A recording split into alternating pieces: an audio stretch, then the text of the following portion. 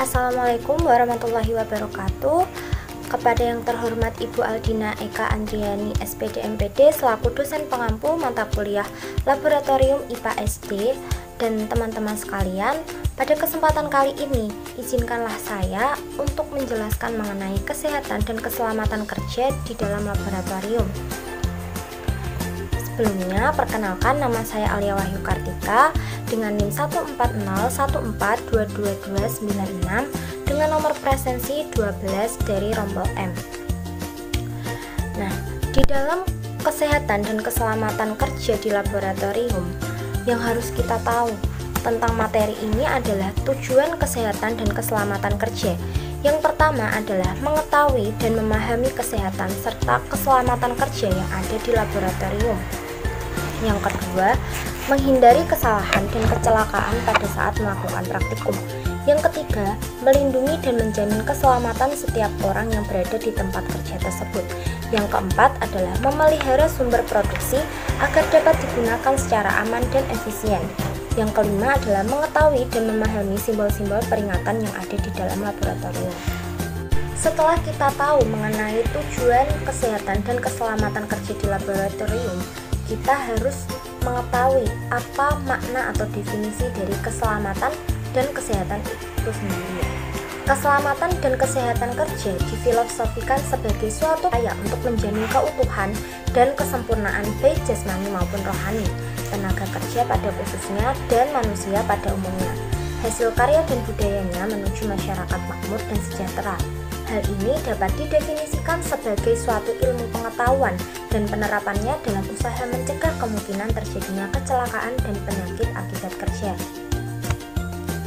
Jadi, definisi kesehatan kerja adalah spesialis dalam ilmu kesehatan atau kedokteran beserta praktiknya yang bertujuan agar pekerja beserta memperoleh derajat kesehatan yang setinggi-tingginya baik secara fisik ataupun mental maupun sosial dengan usaha-usaha preventif dan kuratif terhadap penyakit atau gangguan kesehatan yang diakibatkan faktor-faktor lingkungan kerja serta terhadap penyakit umum. Keselamatan kerja adalah keselamatan yang bertalian dengan mesin, pesawat, alat kerja, bahan dan proses pengolahannya, landasan tempat kerja dan lingkungannya, serta cara-cara melakukan pekerjaan yang bersifat teknik dan sasarannya adalah lingkungan kerja. Kemudian terdapat beberapa perlengkapan yang ada di dalam laboratorium guna menunjang keselamatan kerja dalam laboratorium, yang terdiri dari jas laboratorium, kacamata laboratorium, sepatu laboratorium, masker, sarung tangan, dan pelindung mata atau pelindung muka.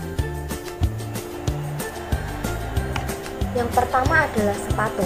Memakai sepatu tertutup bertujuan untuk melindungi kaki dari tumpahan bahan kimia.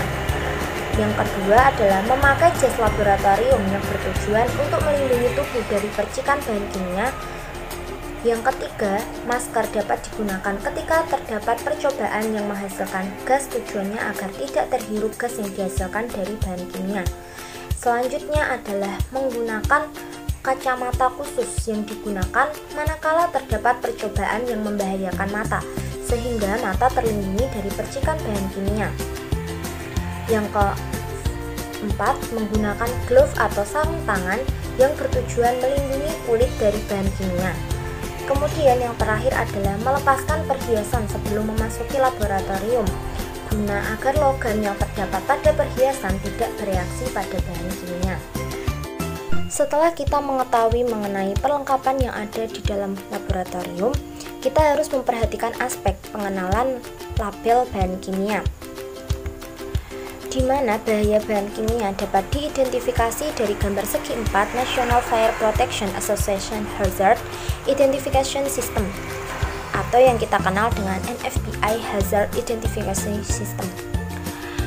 Nah, NFPI ini adalah standar label bahan kimia yang dapat mengidentifikasi resiko yang ditimbulkan dari bahan kimia yang berbahaya dengan cepat dan mudah. Label ini berguna untuk menentukan peralatan khusus yang harus digunakan, prosedur yang harus dilakukan, atau pencegahan apabila terjadi situasi yang darurat. Berikut ini adalah simbol dari NFPI Identifikasi System, yaitu simbol berwarna biru menunjukkan adanya bahaya kesehatan. Simbol berwarna merah menunjukkan mudah terbakar. Simbol berwarna kuning menunjukkan tingkat kreativitas, sedangkan simbol berwarna putih menunjukkan peringatan khusus. Angka pada masing-masing bagian menunjukkan tingkat resiko yang ditimbulkan. Semakin besar angkanya, maka resiko yang ditimbulkan akan semakin tinggi.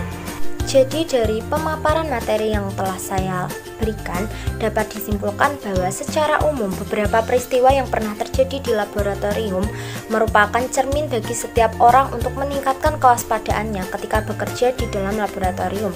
Oleh karena itu, untuk mengurangi bahaya yang terjadi, setiap pengguna laboratorium, baik mahasiswa, dosen, peneliti, dan sebagainya, harus memperhatikan aspek kesehatan dan keselamatan kerja dalam laboratorium. Untuk memperdalam pemahaman kita, mari simak video berikut ini.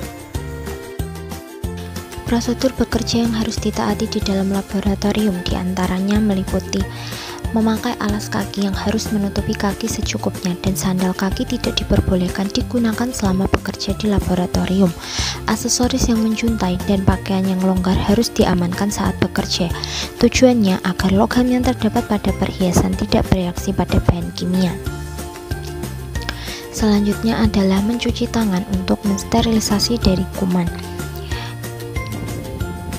Kemudian penggunaan APD untuk melindungi diri dari kontaminasi lingkungan, jas laboratorium untuk melindungi diri dari kebakaran atau percikan bahan kimia yang digunakan, serta masker untuk mengurangi paparan debu dan gas yang masuk ke dalam saluran pernafasan.